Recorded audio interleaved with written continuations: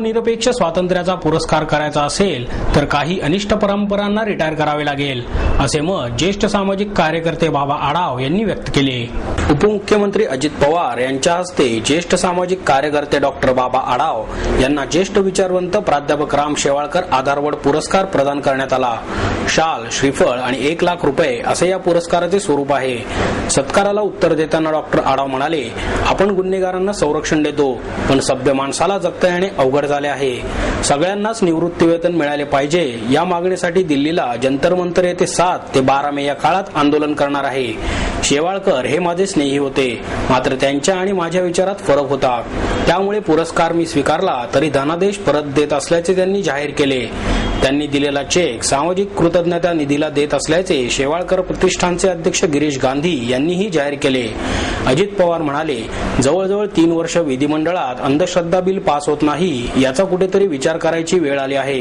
कुठल्याही कार्यक्रमाला जाताना मी तिथे कोणी महाराज नाहीत ना याची खात्री करून घेतो। उगीच विचार न जुळण्याने वाद व्हायला नको। मागच्या वर्षी एक बाबा गेले तेव्हा अनेक मोठ्या मंडळींनी तिथे हजेरी लावली, पण मी किंवा मुख्यमंत्र्यांनी दुकोटाही व्यक्त केला नाही।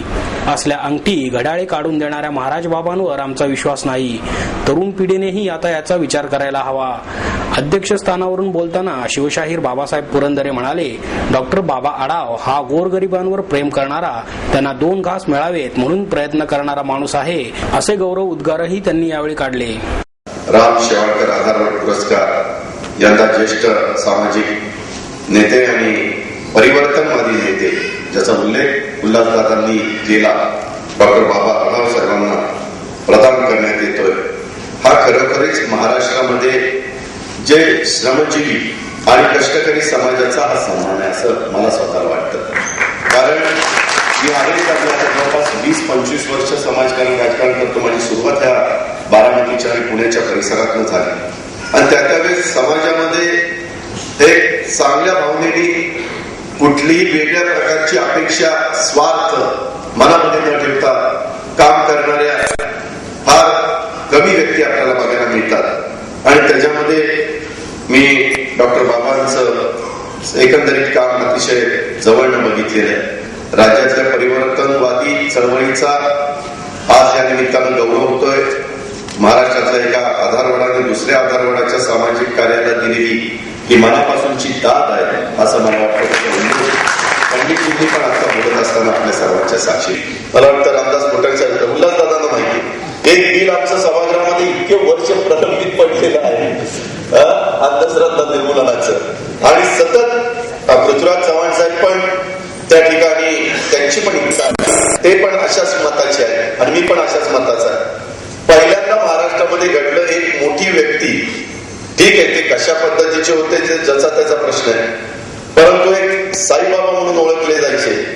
त्यांचं दुःखद निधन झाल्यानंतर देशातले दिग्गज माणसं सगळं काही अर्पण करायला श्रद्धांजली किंवा तिथं भेट द्यायला गेले, परंतु मी मुख्यमंत्र्यांनी दंपटा देखील व्यक्त केला।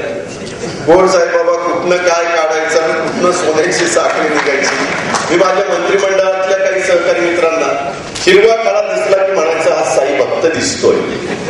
मी त्यांना म्हणायचो तुम्हाला बाबांनी अंगठी दिली, कोण म्हणायचं मला घड्याळ। आम्ही उपमुख्यमंत्री मंत्री असल्यावर त्या बाबांच्या घरी गेल्यावर पहिलं दर्शन आम्हाला आणि बाकीच्या रांगेमध्ये बाबांना सगळी माणसं सारखीच पाहिजे ना, तुम्ही आला तरी रांगेत आणि आम्ही आलो तरी रांगेतच पाहिजे।